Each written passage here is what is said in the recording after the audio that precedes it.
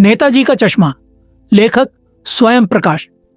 ये कहानी उस छोटे से कस्बे के बारे में है जहां हर 15वें दिन हालदार साहब कंपनी के काम के सिलसिले में आते जाते थे।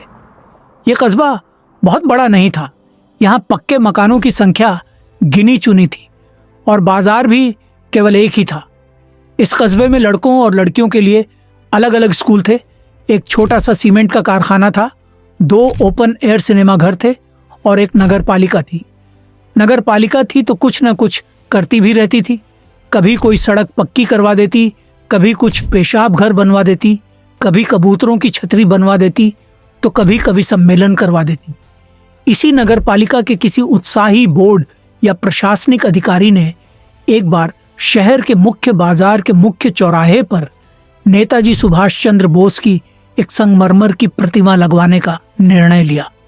हालांकि मूर्तिकार के चयन में कई परेशानियां आईं, क्योंकि देश के अच्छे मूर्तिकारों की जानकारी नहीं थी और मूर्ति की लागत भी बजट से काफी ज्यादा हो सकती थी। अंततः कस्बे के इकलौते हाई स्कूल के ड्राइंग मास्टर मोतीलाल जी को यह काम सौंप दिया गया। उन्होंने विश्वास दिलाया कि वे महीने भर में मूर्ति बनाकर स्थापित कर देंगे। मूर्ति संगमरमर की बनी हुई थी, जिसकी ऊंचाई लगभग 2 फुट थी। उसे बस्ट कहा जा सकता था, क्योंकि नेताजी सुभाष चंद्र बोस की मूर्ति छाती के ऊपरी भाग की बनाई गई थी, जिसमें नेताजी को फौजी वर्दी में दिखाया गया था। उनकी प्रतिमा को देखकर दिल्ली चलो और तुम मुझे खून दो जैसे नारे सहज ही याद आ जाते थे।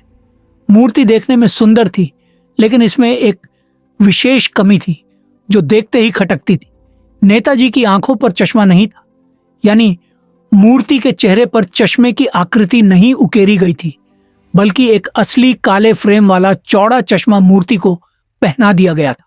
जब हालदार साहब पहली बार कस्बे से गुजरे और चौराहे पर पान खाने रुके, तो उन्होंने मूर्ति को देखा और मुस्कुराए। वाह, यह आइडिया भी ठीक है, उन्होंने सोचा। मूर्ति पत्थर की है, लेकिन चश्मा रियल है। जीप कस्बा छोड़कर आगे बढ़ गई, लेकिन हालदार साहब इस मूर्ति के बारे में ही सोचते रहे। उनका मन इस निष्कर्ष पर पहुंचा कि कस्बे के नागरिकों का यह प्रयास सराहनीय ही कहा जाना चाहिए, क्योंकि महत्व मूर्ति के रंग रूप या कद का नहीं, उस भावना का था। लेकिन दूसरी बार जब वह उधर से गुजरे, तो उन्होंने गौर किया कि मूर्ति के चश्मे में बदलाव आ गया था। पहले जो मोटे चौकोर फ्रेम वाला चश्मा था, उसकी जगह अब पतले तार वाले गोल फ्रेम का चश्मा में बदल गया था। हालदार साहब को आश्चर्य हुआ और आगे बढ़ा।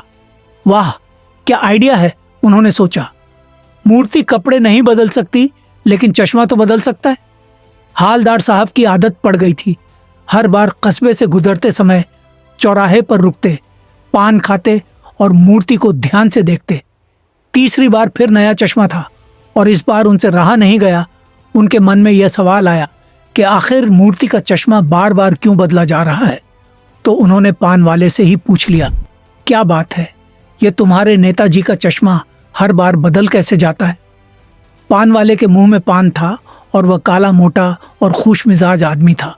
उसने आंखों आंखों में हंसा, अपनी तोंद को थिरकते हुए दुकान के नीचे पान थूका और अपनी लाल काली बत्ती सी दिखाकर बोला, कैप्टन चश्मे वाला करता है।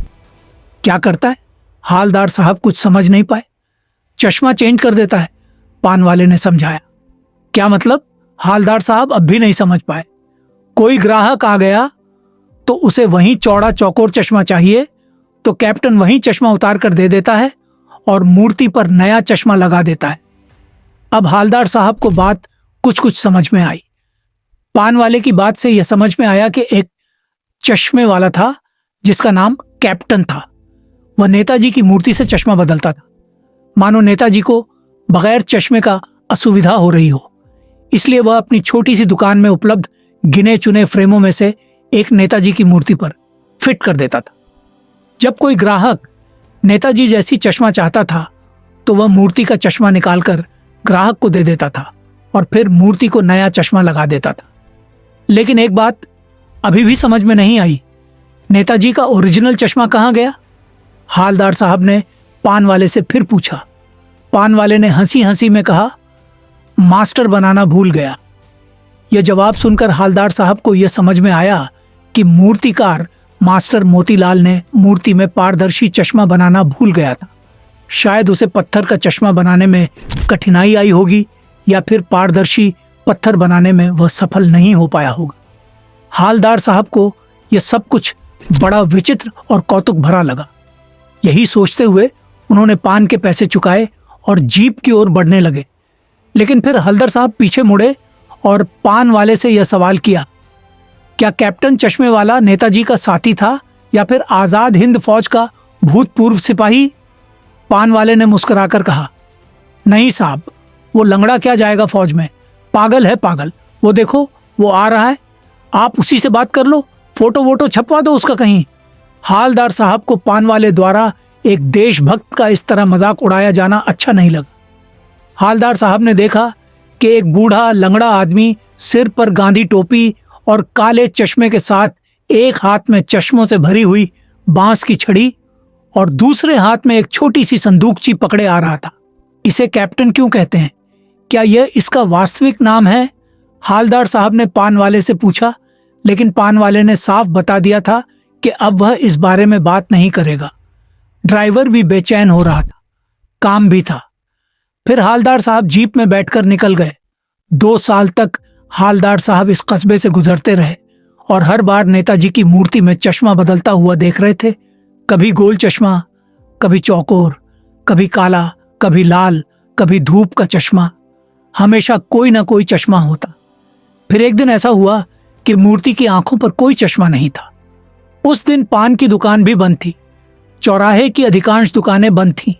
अगली बार भी मूर्ति की आंखों पर चश्मा नहीं था।